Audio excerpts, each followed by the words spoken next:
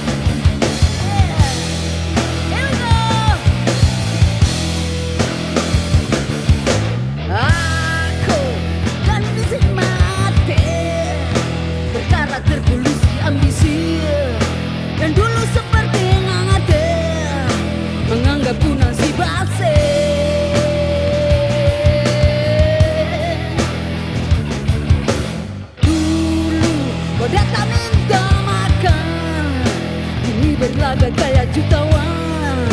Ibaratkan aku lagi miskin, nggak bisa jadi sapi parahan.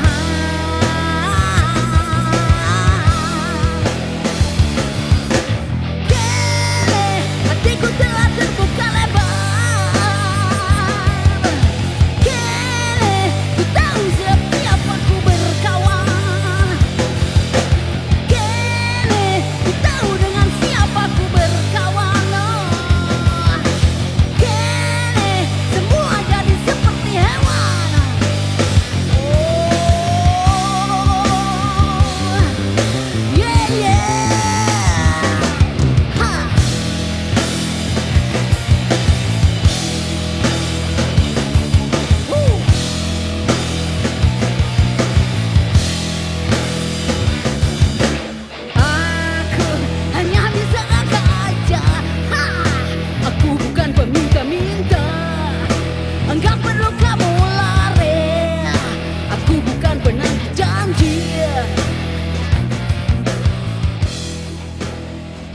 Pada tahun-tahun sekitar 70-an akhir itu jarang kita mendengar ada lady rocker, ada perempuan vokalis rock.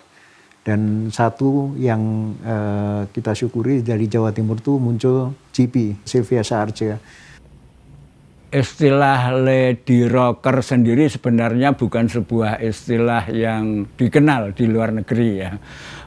Ini mungkin barangkali adalah sebutan dari media-media yang melihat, menyaksikan keunikan atau ciri khas dari GP saat di atas panggung.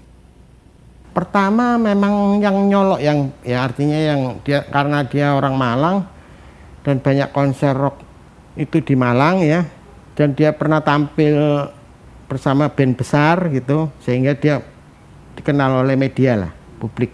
GP sebagai lady rocker yang paling populer pada zaman itu, betul. Tapi kalau dia lady rocker pertama saya kok nggak begitu yakin ya. Pernah ada pentas GP tahun sekitar 76 atau 77 di panggung Pulau Sari, dia tampil dalam acara vakansi rock bersama grup-grup di Kota Malang. Satu-satunya penyanyi wanita rock yang tampil pada waktu itu. Jadi itu sebuah keistimewaan, sebuah titik tolak melambungnya nama GP di pentas musik rock. Sebutan lady rocker, aku pernah diketawain sama Profesor Andrew Weintraub dari Pittsburgh University. Dia lebih condong sebutan female rock singer gitu, bukan lady rocker ya. Tapi lady rocker itu sendiri media yang menjuluki itu. Jadi udah terbawa sampai hari ini. Sylvia Saartjie lahir di Arnhem, Belanda, 15 September 1957 dari pasangan Neju Tuan Kota dan Christina Tuyem. Perjalanan Bapak Ibu sampai di Belanda dan kembali itu gini. Bapak itu kan salah satu tentara Belanda, Kenil. Ya mungkin tentara Belanda lah. Di Malang ini kebetulan batalionnya itu di Malang. Di bawah tahun 50 itu ketemu ibu saya. Nah mungkin ibu saya pada saat itu juga dari intelijennya tentara. Nah itu ibu saya itu sering artinya operasi nyusup masuk. Tentara Belanda kan pulang ke Belanda. Nah dari tentara-tentara Kenil, tentara Belanda, ada suku-suku ya Jawa, Madura, Ambon, Manado kan yang tetap di Indonesia, terus jadi TKR, ada sebagian yang ikut ke Belanda. Nah, itu antara tahun 49 kalau nggak salah, 49 sampai di Belanda, lahirlah kakak saya Sylvie, saya. Bu Jipi ini adalah hasil dari pernikahan antara Serdadu Kenil Ambon Belanda yang ada di kota ini. Karena kota Malang ini memang kota garnisun dan sejarahnya memang kota Malang ini dikuasai VOC dan dijadikan markas militer sejak ia dikuasai. Dan kehadiran Ambon sebagai serdadu Belanda di kota ini bukan sesuatu yang baru, sudah lama berlangsung. Dan kebetulan ibunya Bu Jipi sendiri, panggilan akrabnya Sylvia Sarce, dari Gunung Kawi. Jadi kita bisa melihat ada diaspora Ambon yang terkait dengan militer Belanda di kota Tangsi, kota pendatang seperti Malang bisa menikah dengan gadis dari Gunung Kawi yang ternyata masa mudanya adalah penyanyi keroncong profesional. Bisa nyanyi lagu keroncong ya seperti Bengawan Solo, riwayat Bu Idi. Itu aku tahu lagu itu, cuman karena memang aku pemilihan genre musik udah beda ya, asal tahu aja kan nggak apa-apa gitu kan. Terus apa lagi ya? Jembatan Merah, dararara, itu aku tahu. Karena mami sekali-sekali kan lagi mojok sama papi gitu kan, dia suka bersenandung gitu kan. Kalau di keluarga aku memang suka musik ya, pecinta musik. Jadi mamiku itu dulunya waktu di Belanda juga beberapa kali juga nonton musik itu di backstage gitu. Jadi di rumah itu terbiasa putar-putar lagunya Janis Joplin, Aerosmith, Yardbird, Led Zeppelin, The Purple, itu udah biasa di rumah aku. Dan pertama kali yang mengenalkan musik-musik yang rada-rada susah dinyanyikan tuh lagunya Janis Joplin tuh mami aku. Kamu kalau mau jadi penyanyi jangan ecek-ecek. Kamu dengerin ini. Kamu jangan tiru kehidupan dia. Tapi kamu belajar cara dia mengekspresikan lagu. Bakat Jipi dan kegemarannya menyanyi sudah nampak sejak kecil. Awal karirnya sebetulnya justru dia penyanyi anak-anak yang biasa dalam pengertian pada saat sekolah dasar misalnya dia mengikuti kompetisi menyanyi dari RRI Malang dan dia pada akhirnya mendapatkan penghargaan gitu ya. Itu kan mulai kecil udah nampak. Sehingga dukungan keluarga terutama orang tua, ada event-event mulai beranjak besar, ada event-event seperti lomba misalkan pop singer atau apa itu diikutkan. Dia diawali oleh nyanyi panggung, misalkan nyumbang seperti itu, sampai perjalanan itu nyanyi ikut grup band. Nah, kalau nggak salah waktu itu masih SMP kalau nggak salah, ada band, seingat saya itu band Tornado. Nah kemudian berkembang, barangkali Jipi ini juga mengikuti perkembangan musik rock di dunia dan juga di kota Malang. Selain Jipi juga ada grup-grup lain yang tumbuh dan berkembang di kota Malang. Dengan pergaulan Jipi yang luas, dia banyak berteman dengan grup-grup tersebut. Dan barangkali dari situlah dari awal pengaruh JP untuk menyukai musik rock? Seiring dengan waktu ternyata dia punya passion di musik rock. Bahkan dalam beberapa kesempatan saya mendengar dari JP langsung, pada saat itu mungkin orang tuanya tidak terlalu berharap dia menjadi perempuan yang menyanyi lagu rock, tapi dia lompat dari jendela kamarnya dan dia menyanyi tatkala ada band yang mau mengiringi dia untuk musik rock. Biasanya orang yang lahir di era naluri itu memang punya talent, punya bakat tinggi, karena tidak perlu belajar. Jadi dia dari insting, dari naluri dirinya memang dia punya bakat menyanyi. Gitu. Mungkin juga dari keluarganya ya, karena dia nggak salah dia orang Ambon, juga Holland Spreken, ya dari keluarga yang sehari-hari juga banyak ngomong bahasa Belanda. Jadi dia mengenal budaya Barat lebih dulu daripada masyarakat pada umumnya. Termasuk Ucok, itu Ucok kan juga Holland Spreken bapaknya. Arthur juga, Ahmad Alabar juga malah pernah ke Belanda ya kan. Mickey juga Holland Spreken. Jadi penyanyi-penyanyi zaman era dulu, kalau dia nggak bisa mengenal band-band luar itu, ya karena dari keluarganya memang punya akses ke sana, sehingga dia pengetahuannya tentang musik lebih duluan dibanding orang awam, yang orang lain lah. Di akhir tahun 60-an, generasi muda di Eropa dan Amerika Serikat melahirkan musik beraliran yang lebih cadas ketimbang musik populer pada saat itu. Dipengaruhi oleh semboyan Flower Generation, Do It Yourself, muncullah musik rock and roll, rock, dan punk yang menjadi bagian dari gaya hidup mereka. Berakhirnya kekuasaan Orde Lama digantikan oleh Orde Baru sekitar tahun 1967 menjadi babak baru dalam industri dan pertunjukan musik di Indonesia. Tak terkecuali musik bergenre rock yang menjadi primadona bagi kaula muda saat itu. Di Kota Malang, musik rock tumbuh subur.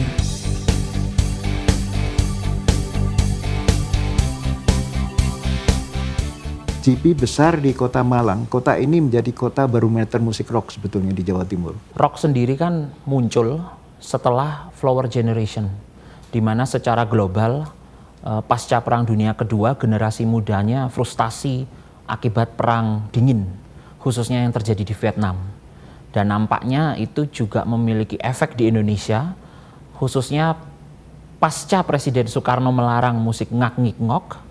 Dengan kejatuhannya, maka musik rock bisa berkembang secara luas. Ini tidak akan mungkin terjadi pada masa Presiden Soekarno.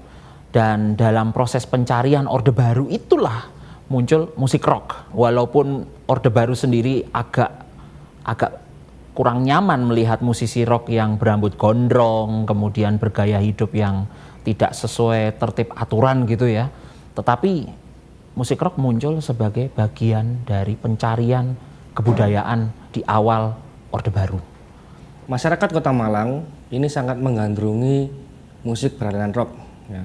Referensi dan juga apresiasi masyarakat Kota Malang ini sangat senang sekali dengan musik rock. Itu bisa terlihat dari masyarakat ini sering mendengarkan lagu-lagu rock seperti contoh Led Zeppelin, ya, Black Sabbath, ya, Pink Floyd, sampai dengan Genesis. Ini juga menyangkut tentang media juga yang memberitakan bahwa setiap pertunjukan di Kota Malang itu pasti banyak penontonnya. Kita dulu show itu kan di kota-kota besar ya, kayak Jogja.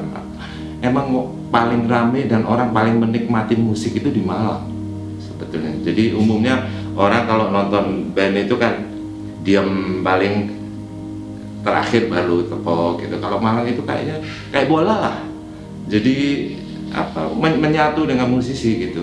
Jadi nyanyi bareng. Jadi emang jarang sekali kota kayak Malang gitu. Dimulai dari musik barat. Ya dulu kan barat. Jadi setiap orang membawakan lagu barat agak persis gitu. Wah, keren gitu ya. Emang belum mulai waktu itu lagu-lagu sendiri itu belum. Jadi Malang itu termasuk punya fans yang kuat ya.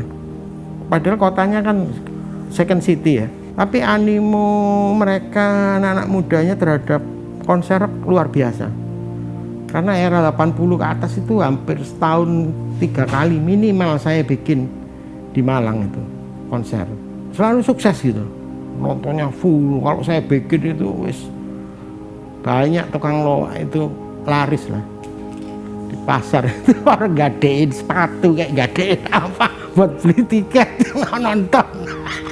Pokoknya tukang loak laris pada zaman. Malang, masyarakat Kota Malang ini kan disebut masyarakat yang sangat kritis, sangat apresiatif terhadap jenis musik rock.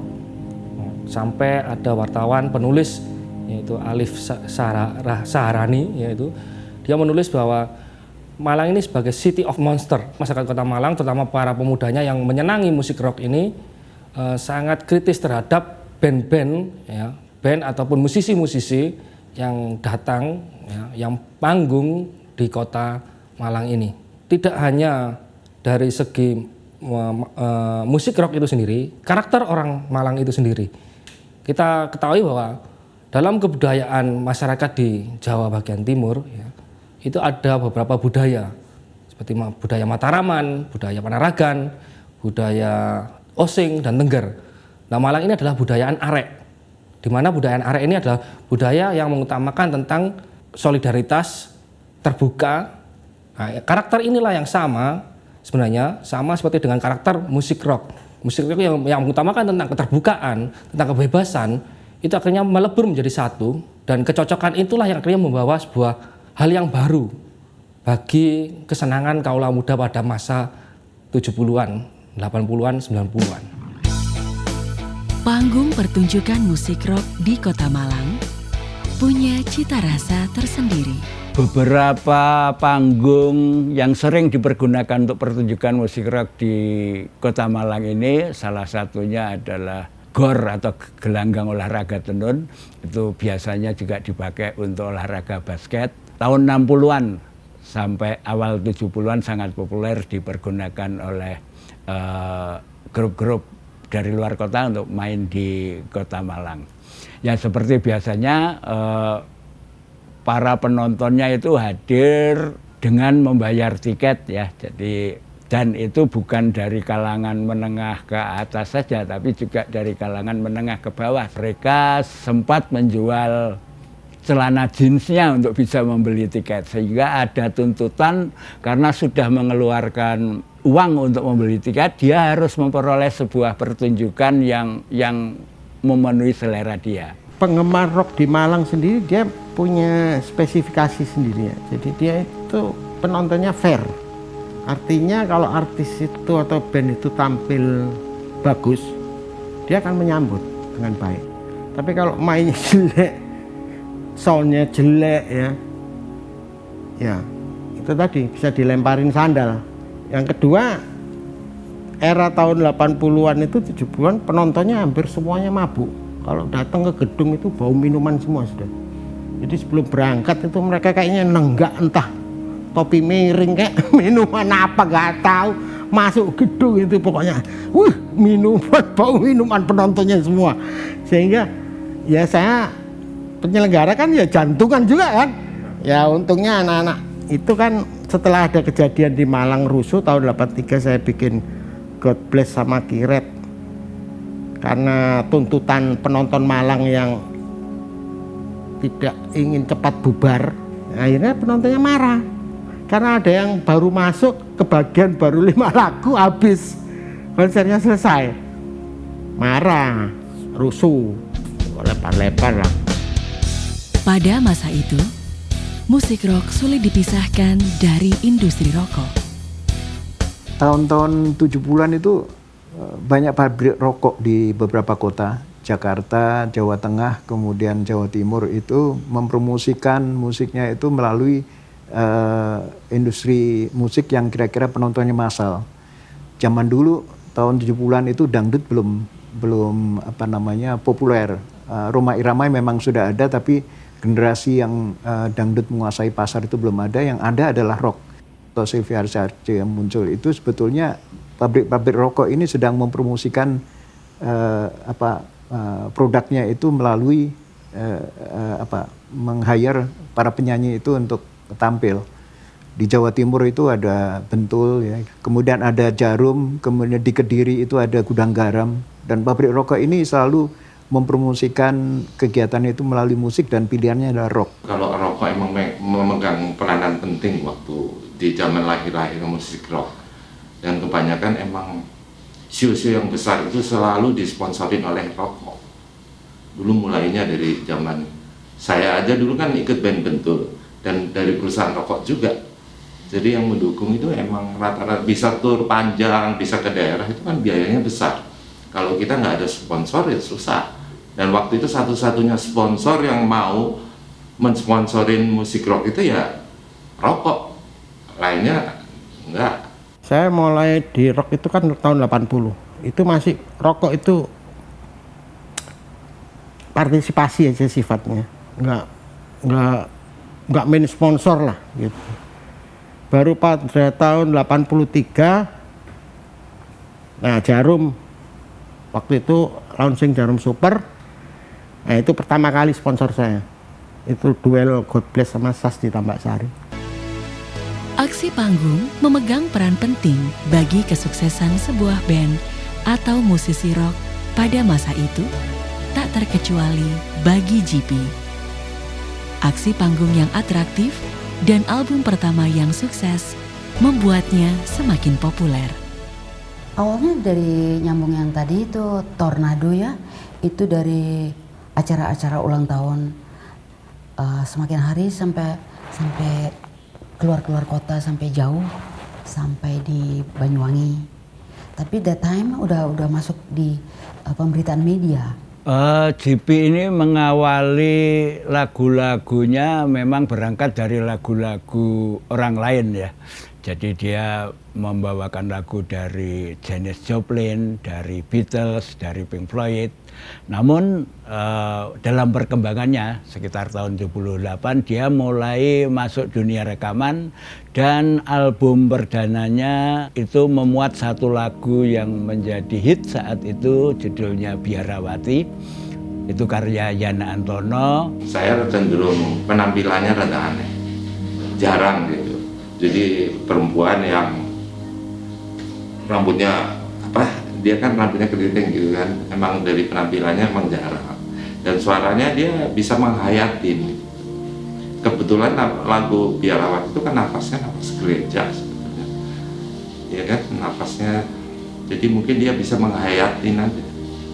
77 rekamannya, 78 edar, 78, 79 itu edar. Nah dari situ terbukalah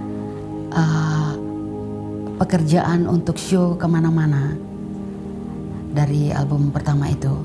Jadi sempat diajakin Pak Lox Labor untuk konser 100 kota bersama God Bless dari Jawa, Bali, Kalimantan, sampai ke Aceh juga.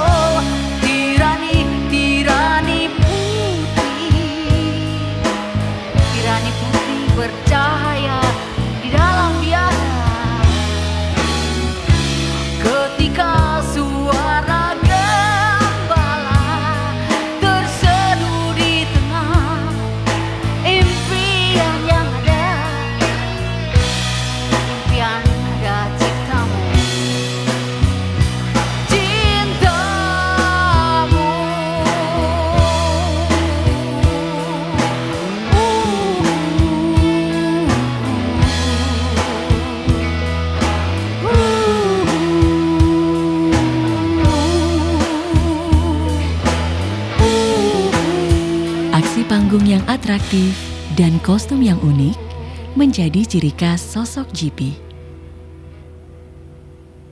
Pakaian dia atau kostum dia dengan kulit gitu ya, bahan-bahan kulit, dan kemudian beberapa diantaranya adalah jeans dan lain-lain, itu adalah bagian dari aksi panggung dia. Kemudian rambutnya tidak pernah dipotong pendek, dia panjang rambutnya. Salah satu keunikan dari JP, dari kostumnya, itu bisa kita lihat dia mempergunakan busana dengan warna yang mencolok, mungkin dengan desain yang kalau kita boleh sebut minimalis, dan itu beda dengan penyanyi-penyanyi wanita yang lainnya yang biasanya tampil sopan ya. Jadi itu adalah sebuah keunikan di mata masyarakat. Actionnya ya tentunya sebagai penyanyi rock banyak bergerak, menggerakkan tangan, kaki, badannya mengikuti irama lagu yang dia nyanyikan. Saat itu dia sering menyanyikan lagu dari Janis Joplin, Cry Baby judulnya. Lagu itu juga sempat populer di radio-radio. Kemudian juga dia membawakan lagu dari grup Pink Floyd, The Great Gig of the Sky. Itu dibutuhkan suara yang tinggi, melengking tinggi, dan itu JP mampu menyuarakan vokal yang oktavnya tinggi. Kiblat musik dan juga fashion terkait musik itu sepenuhnya di Eropa Barat. Dan nanti itu muncul dalam kostum-kostumnya Sylvia Sarce. Kita bisa melihat bagaimana ibunya Sylvia Sarce, Ibu Christina Tujem ini, menjadi manajer, koreografer, bagian wardrobe, arsiparis dari seorang Sylvia Sarce. Jadi pengaruh mereka hidup di Belanda ini terbawa terus sampai tiba kembali di tanah air. Goda Binal, Lady Rocker, female rock singer, dan Kote Ngalam gitu, itu sebutan masyarakat dan pers. Apapun yang mereka sebut, aku oke aja. Wah keren ini, disebut apapun aku keren. Aku suka gitu. Jadi Kuda Binal, mungkin saja begini ya. Zaman aku masih muda, aku lincah, blocking sana, blocking sini, menguasai panggung sampai lari ke sana, lari ke sini, sampai jatuh, sampai delosor, sampai segala macam. Mungkin dalam pandangan yang menulis itu, wah ini Kuda Binal nih, that's okay. Juga JP memasuki dunia film karena memang yang kita lihat agak jarang sebetulnya para musisi yang berkarir di musik kemudian dia masuk ke film. Ada beberapa film JP yang sudah beredar dan ini menunjukkan bahwa dia juga punya kesempatan untuk bermain di dunia yang memang dekat ke musik. Selain musik, JP juga terjun ke dunia film dan teater. Dulu waktu aku masih SMP apa SMA tuh, aku tuh punya teman namanya Toye. Toye itu Tony Prabowo, komposer ya.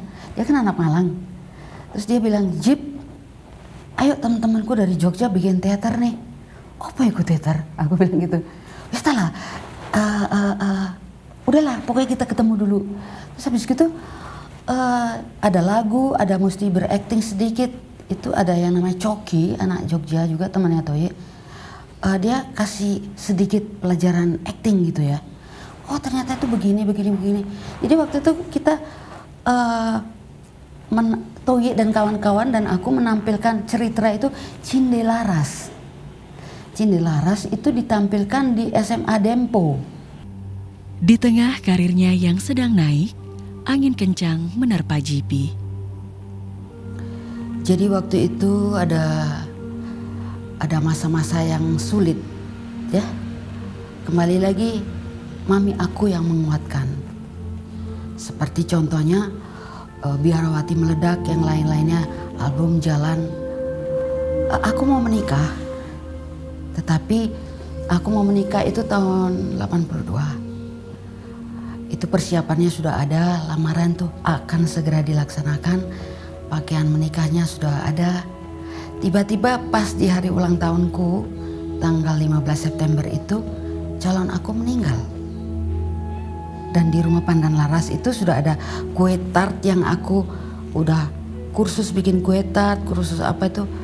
Karena sama mami itu, kamu mau menikah kamu harus bisa masak, bisa bikin kue, bisa apa. Jaga-jaga non, kalau misalnya suami kamu sakit nggak ada income, kamu bisa jualan kue atau apa, atau bisa masakan gitu-gitu.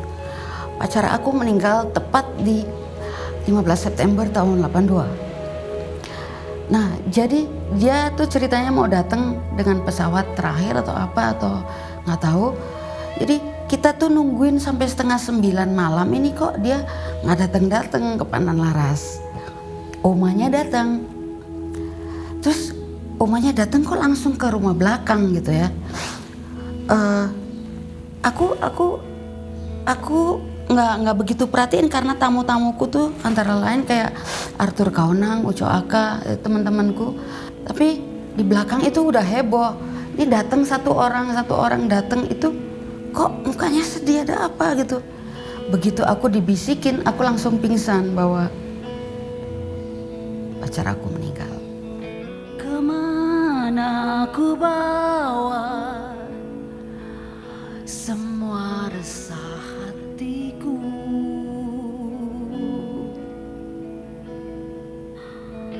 kepada siapa aku harus mengadu.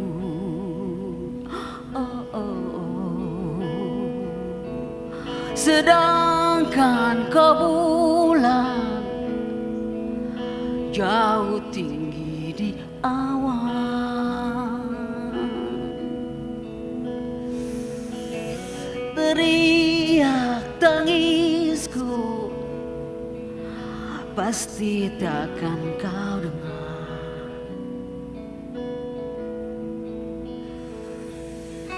Oh bintang di langit, engkau menjadi saksi.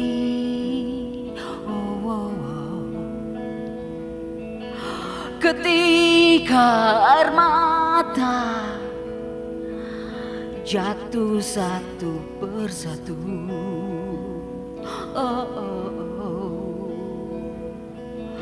desiranmu angin nyanyikan lagu pilu.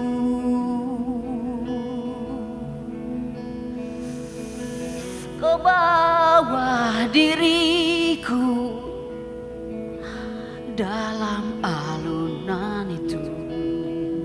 Langsung fokus aku, nggak pikir lagi. Cuman mami bilang, non, kamu harus fokus ya di karir ya. Dari situ itu doa seorang ibu itu kan manjur banget ya. Dari situ itu aku langsung fokus di pekerjaan tanpa menoleh pacar dan apa. Aku nggak pacaran hampir 9 tahun. Aku fokus di pekerjaanku, menyanyi dan segala macamnya itu.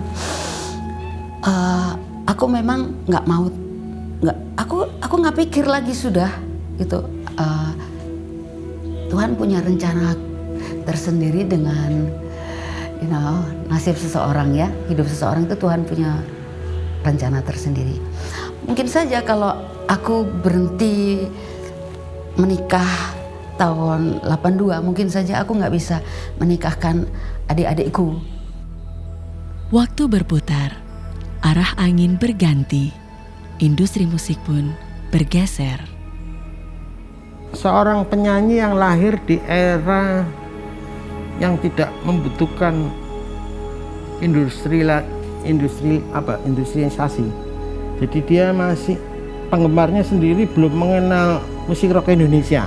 Jadi begitu dia lahir sebagai penyanyi dan mengidentikan dirinya sebagai Janis Joplin, ya pencintanya menerima gitu loh.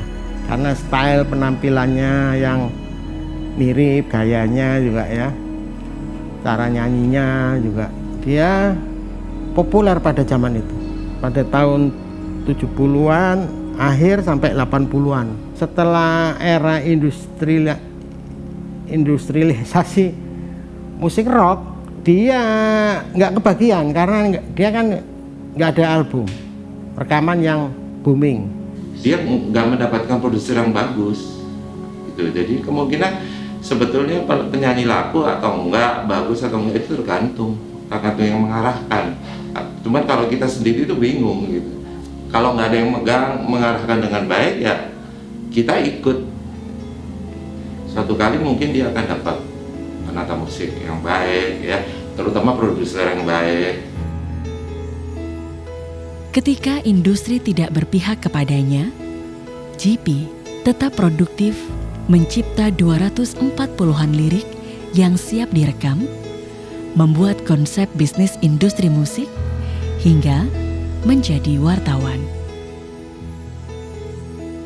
Tahun 2018 diadakan konser emas Sylvia Sarce.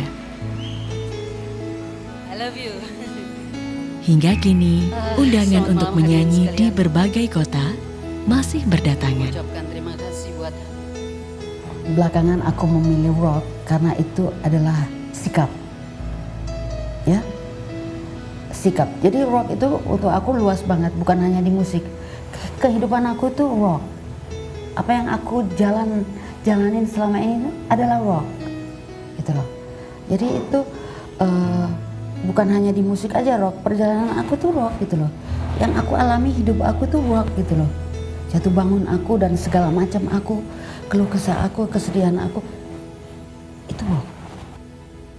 Ya, suatu saat ada musisi rock terkenal, dia mencoba untuk rekaman lagu dangdut ya.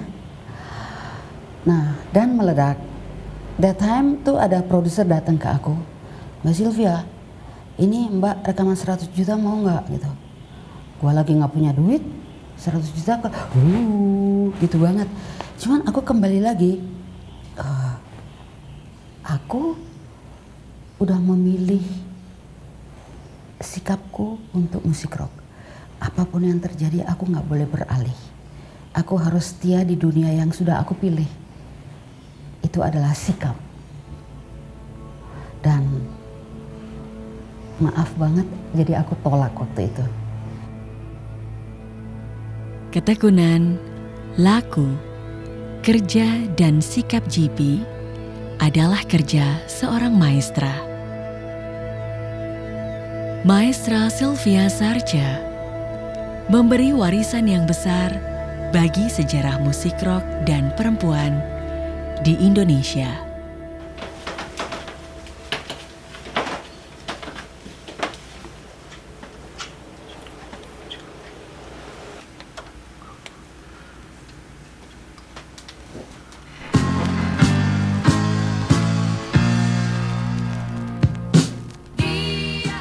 Kesalahanku adalah aku tidak mencari tahu gitu. Aku tidak mencari tahu bagaimana lady rocker, siapa sih pertama di Indonesia gitu. Dan akhirnya aku pun sekarang baru paham bahwa ternyata memang Tante JP, Tante Sylvia Sarce memang seorang lady rocker pertama di Indonesia. Ya wajar dong sebagai aku yang memang bisa dibilang representasi lady rocker di tahun 2000-an, misalnya salah satunya ya. Itu ngerasa kalau nggak ada Tante JP, nggak ada Nicky Astria, itu ya nggak akan ada lady rocker gitu. Jadi harus benar-benar diposisikan ya, mereka adalah seorang legenda yang harus dihargai, harus kita cari tahu bagaimana perjalanan mereka, akhirnya mereka mendapatkan title seperti itu. Saya belum tahu apakah sudah ada pernah ditulis autobiografinya beliau belum, tapi yang jelas harus ada ya pihak yang memberikan apresiasi mungkin melalui entah semacam autobiografi atau apapun. Di situ perjalanan katakanlah musik Indonesia, dan itu tidak boleh menghilangkan nama Sylvia Sarce sebagai lady rocker pertama. Di situ nanti akan katakanlah sejarah musik rock Indonesia. Di situ akan secara berurutan harus ditampilkan bahwa kita harus mengakui bahwa Sylvia Sarce adalah lady rocker pertama di Indonesia. Yang saat itu belum ada siapapun, suatu keberanian tersendiri. Karena pada saat yang sama penyanyi-penyanyi pop kita banyak, Teti Adi, Erni Johan dan segala macam itu mempunyai karakter sendiri yang sama sekali jauh dari rock.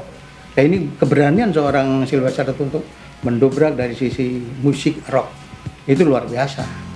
Keberanian itu luar biasa dan alhamdulillah sampai sekarang masih tetap eksis. Saya kira yang paling penting adalah mengingat kembali perjuangan dia dari awal sampai akhir, artinya sampai saat ini, kemudian juga karya-karyanya, film-filmnya yang dia pernah mainkan itu adalah menjadi bagian terpenting dari sejarah industri musik rock di Indonesia, terutama dari mereka yang rocker perempuan ya.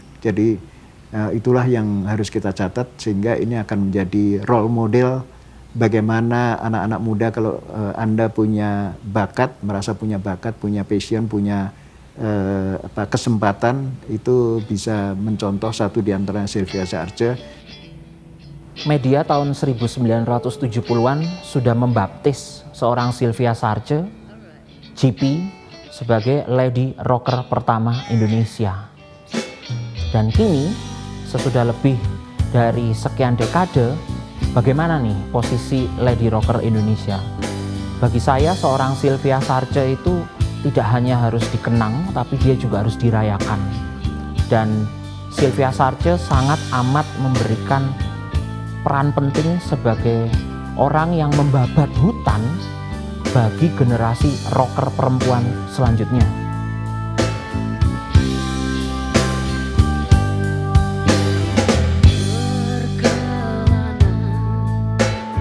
Di Jakarta berlombalah cita-citanya di antara ambisi. Oh, oh, Jakarta, kasihku. Oh, oh, Jakarta, blue jeansku.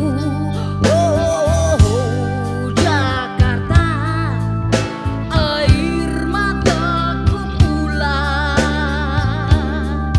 Kadangkala engkau bagaikan pemarah bergejolak, luaskan maafku dan tak dapat menahan diri. Oh yeah, buatkan hatiku tak bakal imanku. Hey Jakarta, hapuskan segala kenangan baikku yang dulu. Berkelana di Jakarta berlombalah cita-cita